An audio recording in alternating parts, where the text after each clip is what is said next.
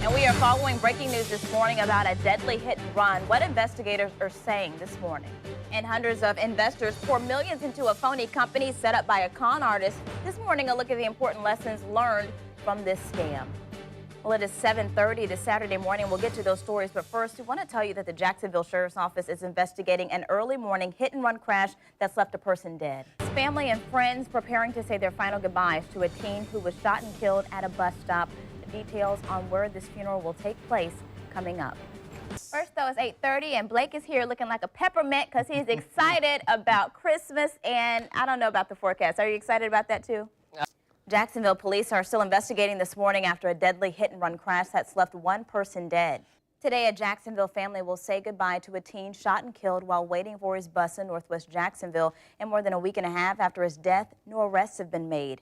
Someone shot and killed 16-year-old Devon Crowd on December 10th. Police found his body lying in the roadway near the bus stop on the corner of 13th and Canal Streets.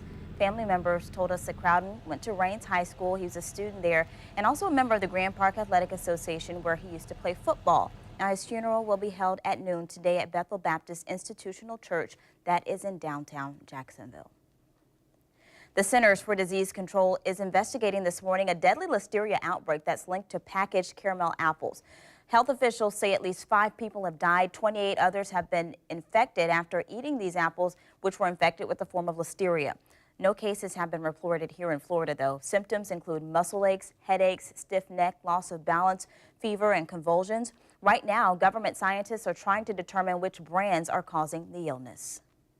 And Chrysler is at it again. They're expanding a recall of cars and trucks made with deadly Takata airbags. This time, the recall is going nationwide. The automaker limited its recall in previous months to only include cars in areas with high humidity where the airbags are more prone to rupturing. At least 5 drivers have been killed by exploding airbags and several others severely hurt.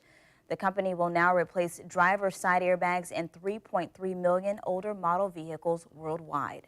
Now, the protest followed a grand jury decision not to indict Ferguson police officer Darren Wilson in the fatal shooting of Michael Brown. Well, during the protest, Officer Kari O'Connor was caught on camera raising his fist in the air inside a fire station while a flag was burned outside.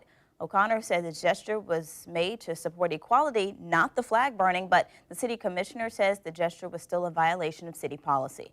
O'Connor's punishment could range from a verbal reprimand to termination.